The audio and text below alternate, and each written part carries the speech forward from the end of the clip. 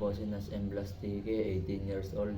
Natira po ako sa Mauban, Quezon, City Hero, Barangay Batu. Ang aking pong mama ay isang OFW. Ang papa ko naman po ay isang farmer. Dalawa po kami magkapatid. Masasabi ko po sa buhay namin ay isang simpleng pamilya lang. Masaya at palagi po akong tumutulong sa lolo ko pag wala pong pasok. Lagi po akong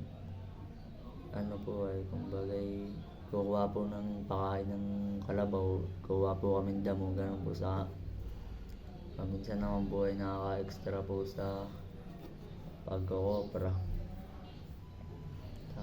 Lagi pong tinutulungan ng tatay ko po kasi po wala rin po siyang ibang katulong doon. Paminsan-minsan naman po ay sinasama ko rin po ang mga kaibigan ko po. Namamasyal din po kami doon sa mga pinapagawaan po namin ng katulad po ng pagkokopra. At ang kalakasan ko naman po ay siyempre po, kalakasan po natin lahat siyempre magulang po natin, dahil sila pong nagpapaaral sa atin at nagpapakain sa atin, saka nagsusustento. Dahil kung wala po sila, wala rin tayo, diba? And ang kailangan ko naman po ay siyempre pamilya pa rin po. Kaya nga po ayoko po hindi po natutulungan ng lolo ko, dahil sa lolo't lola ko po ako lumaki.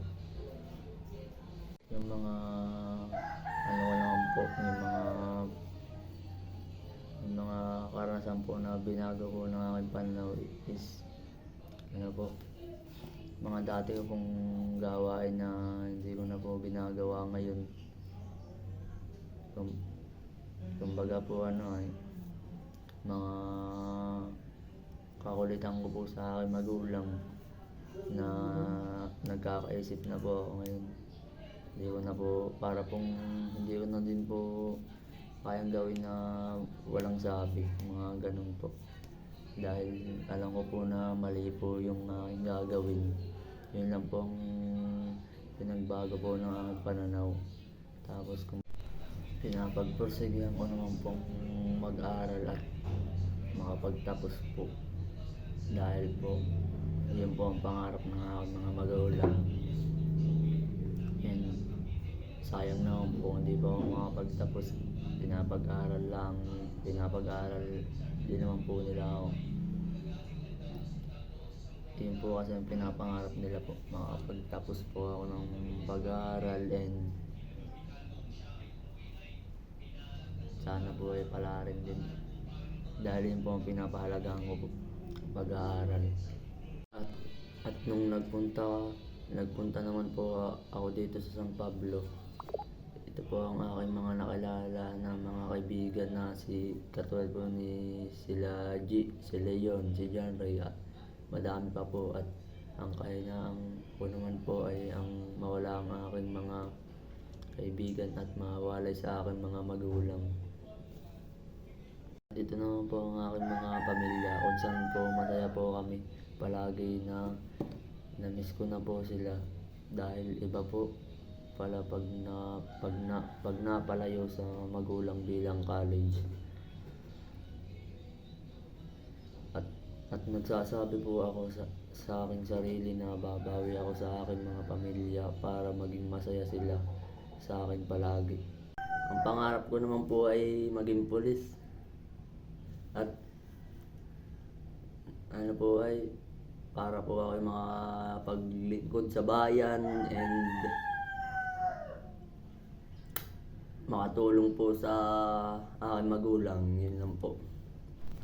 Ang natutunan ko po sa pag-aaral dito sa San Pablo is palagi po kayong nagsasabi na mag-aaral ng mabuti at para masuklihan ang mga paghihirap ng ng aming mga magulang. Salamat po sir sa pagsabi ng bagay na katulad ng ganyan.